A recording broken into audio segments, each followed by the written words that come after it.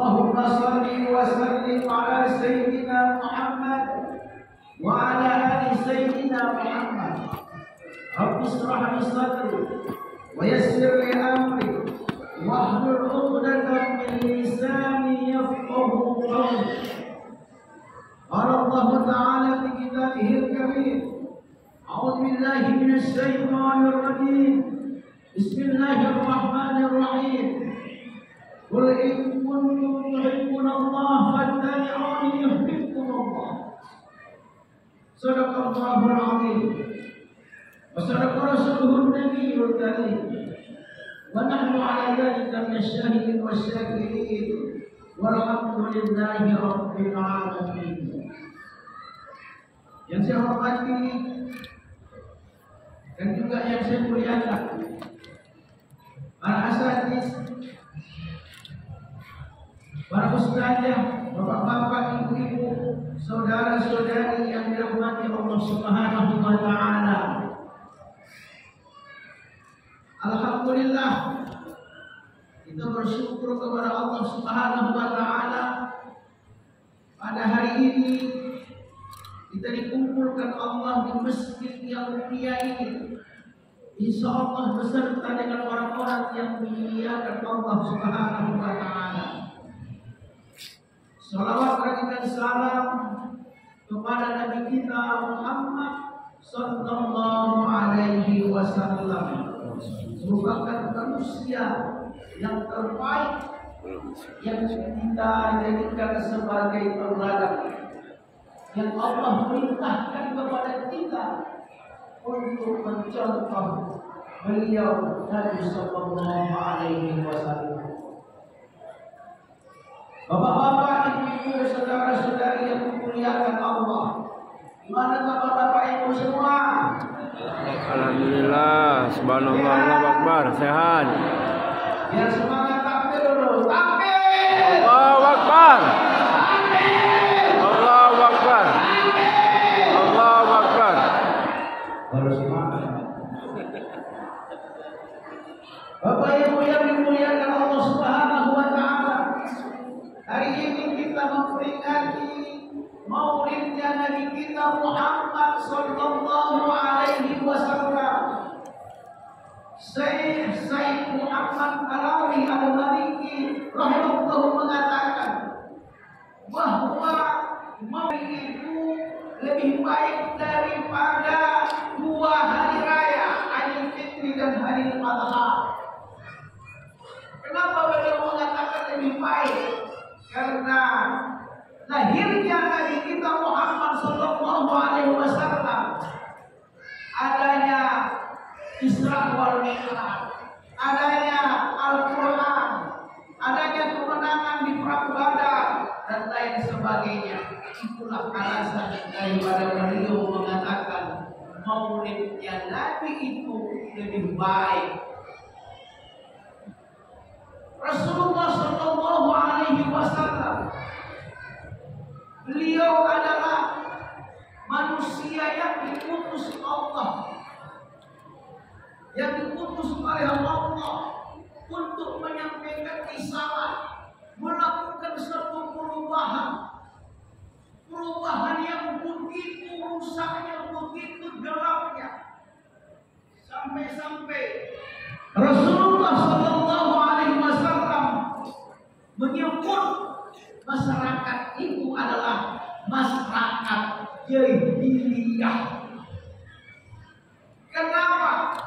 Karena pada kondisi itu manusianya rusak,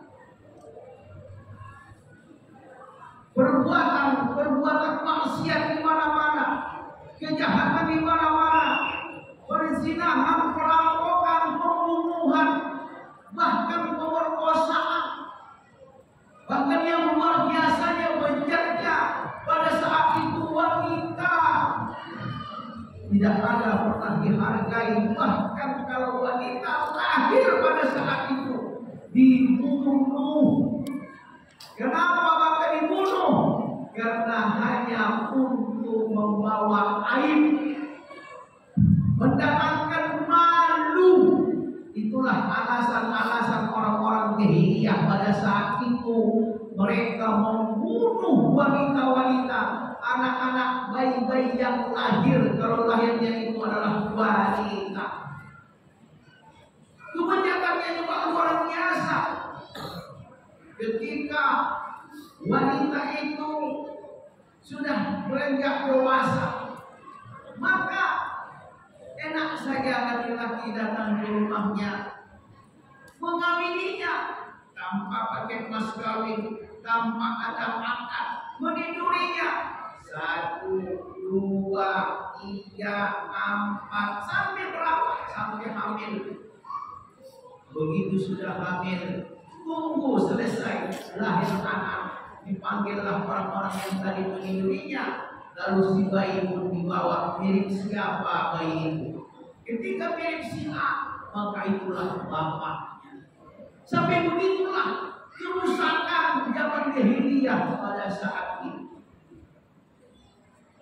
Bapak Ibu yang dimuliakan Allah, lalu dengan datangnya Nabi kita Muhammad sallallahu alaihi wasallam, lahirnya Nabi kita Muhammad sallallahu alaihi wasallam, tepatnya pada tanggal 12 Rabiul Awal. Makanya di bulan Rabiul Awal ini kita selalu ingat kepada yang kita cintai, Rasulullah sallallahu alaihi wasallam, karena beliau melakukan satu perubahan. Lahirnya beliau saja sudah terjadi perubahan. Begitu beliau lahir ke dunia ini terjadi perubahan, yang mana pada saat itu akhirnya orang-orang Majusi tidak pernah makan. Tapi ketika beliau lahir, itu ada. Itu suatu perubahan. Allah menyambut. Bahkan terjadi peristiwa yang begitu besar pada saat itu.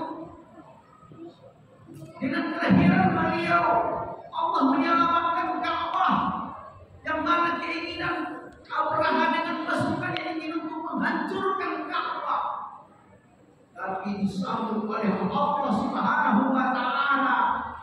Pasukan-pasukan itu dihancurkan oleh Allah dengan hanya mengirim burung-burung ababil. Wa arsala alaihim tayran ababil. Lalu mereka ka'asfin ma'kul, seperti daun yang dimakan ular. Disambut Allah. Pada saat itulah lahirnya Nabi kita Muhammad sallallahu alaihi wasallam. Bapak Ibu yang dimuliakan Allah, banyak peristiwa-peristiwa yang terjadi ketika lahirnya Nabi kita Muhammad sallallahu alaihi wasallam. Perubahan-perubahan yang terjadi, itulah kemuliaan Nabi kita Muhammad sallallahu alaihi wasallam. Begitu dia lahir, anak-anak, remaja, banyak terjadi perubahan-perubahan pada saat itu. Itu baru dari sisi akhlak dan sebagainya. Nabi kita Muhammad sallallahu alaihi wasallam ketika dia berumur 40 tahun, Allah Subhanahu wa Ta'ala melantik beliau menjadi Rasul. Maka beliau melakukan suatu perubahan yang luar biasa. Dia lakukan perubahan dengan 2 periode. Disebut dengan periode Makkah dan periode Madinah.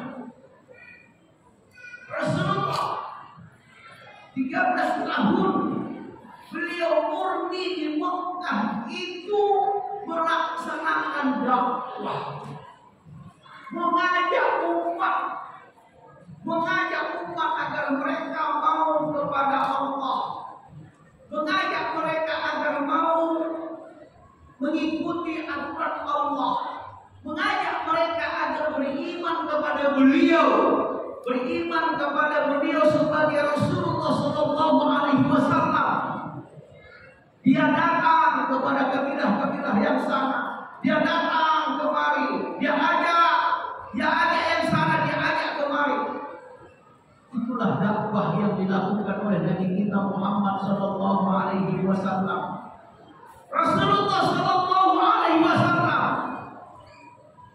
yang mau kita jadikan sebagai contoh, sebagai teladan kita. Begitu rusaknya manusia itu dari sisi akidah mereka, dari sisi perbuatan mereka. Ketika dia angkat dia menjadi Rasulullah, ketika dia angkat dia menjadi Nabi, ternyata dia terus melakukan dakwah kepada mereka. Rasulullah datang kepada mereka, Rasulullah mengajak mereka, Rasulullah mengajak mereka agar beriman kepada Allah, beriman kepadanya. Ini yang dilakukan oleh Nabi kita Muhammad sallallahu alaihi wasallam. Jadi, kalau kita ingin menjadikan Rasulullah betul-betul sebagai suri tauladan kita, dengan kondisi kita hari ini juga hampir mirip kejahiliahannya seperti sebelumnya datangnya Nabi kita Muhammad sallallahu alaihi wasallam. Bahkan ulama Mesir mengatakan hari ini adalah jahiliyah modern. Maka kalau ingin satu perubahan yang harus kita lakukan mencontoh dari kita Muhammad sallallahu alaihi wasallam, tentunya dengan cara seperti dakwah yang dilakukan oleh Nabi kita Muhammad sallallahu alaihi wasallam. Hari ini kita tidak cukup hanya sekadar sholat, kita tidak cukup hanya membaca Al-Quran, kita tidak cukup hanya berzikir, kita tidak cukup yang lainnya.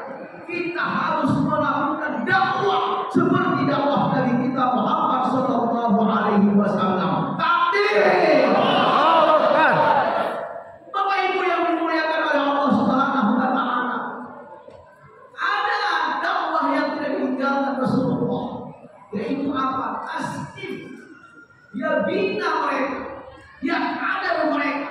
Maka hari ini kita sebagai umat Islam juga harus mencontoh dari kita Muhammad sallallahu alaihi wasallam. Kita mencontoh beliau, memperbanyak kader-kader umat yang betul-betul paham dengan Islam, yang benar-benar memahami Islam memang untuk diterapkan di dalam kehidupan kita, yaitu Islam.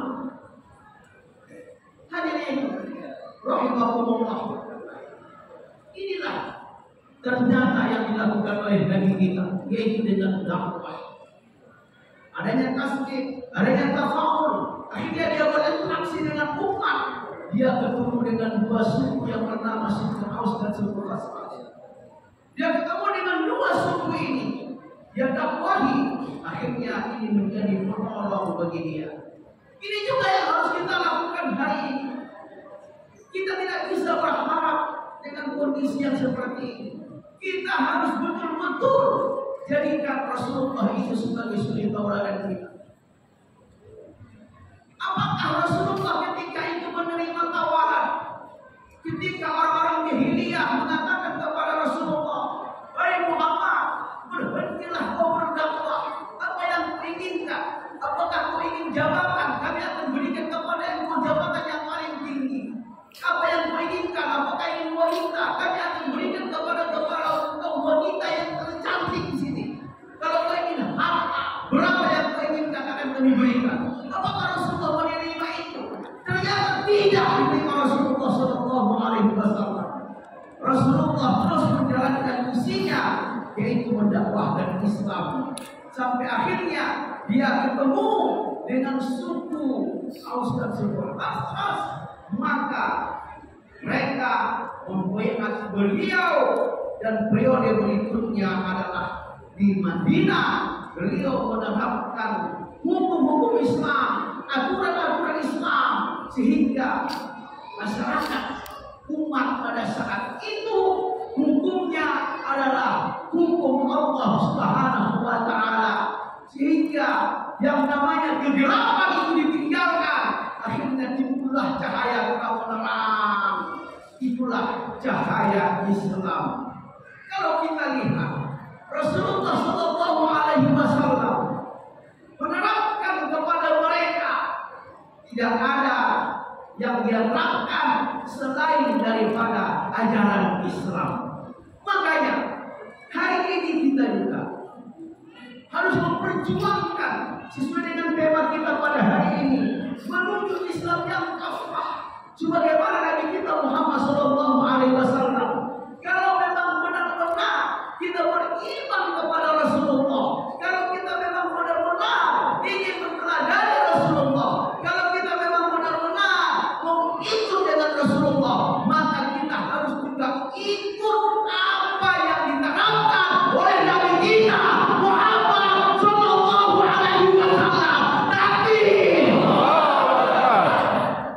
apa yang dia terangkan tidak ada yang lain kecuali Islam di dalam kehidupan yang dia terapkan. Tidak yang lain, tidak demokrasi, tidak kapitalis, tapi yang dia terapkan adalah aturan yang datangnya dari Allah Subhanahu wa Ta'ala. Itulah kalau kita ingin benar-benar mengikuti Rasulullah Sallallahu Alaihi Wasallam. Tadi sudah kita dengar pengantar yang disampaikan Ustaz Khatib. Laqad kana lakum fi Rasulillah uswatun hasanah. Fi-nya itu adalah ditunjukkan Allah hanya Rasulullah, bukan yang lain untuk kita contoh, bukan yang lain untuk kita ikut. Makanya kata Allah, qul in kuntum tuhibbunallah fattabi'uni yuhibbukumullah wa yaghfir lakum dzunubakum wallahu ghafurur rahim. Katakan ya Muhammad, jika kamu cinta kepada Allah, fattabi'uni, maka ikuti.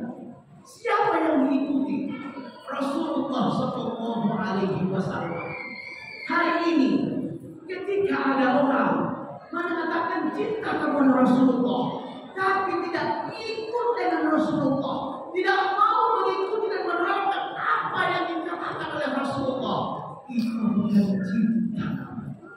Karena syaratnya mencintai Allah, mencintai Rasul itu harus ikut dengan Rasulullah Sallallahu Alaihi Wasallam.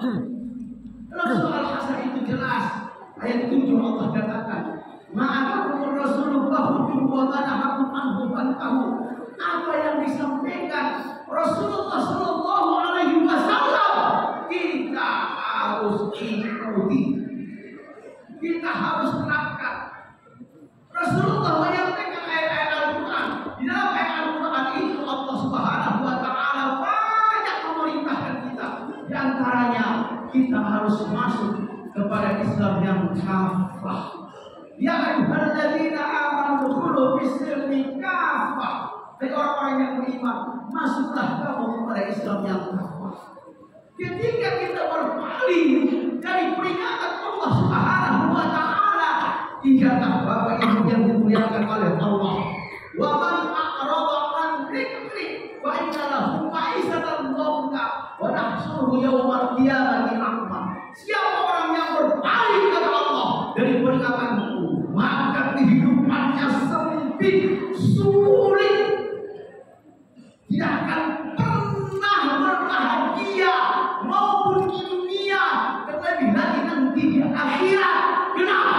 Karena kata Allah, wa nahsyuru yaumal qiyamati a'ma, maka nanti dia akan dihidangkan Allah Subhanahu wa Ta'ala. Ketika hari ini dia berpaling dari apa yang dibawa oleh Nabi kita Muhammad, maka nanti di akhirat dia akan dihidangkan Allah Subhanahu wa Ta'ala. Bapak Ibu yang dimuliakan oleh Allah, maka tidak ada jalan yang lain. Kalau kita memang benar-benar ingin mencontoh Rasulullah, ikut dengan Rasulullah, maka kita harus mengikuti apa yang dibawa oleh Rasulullah. Satu,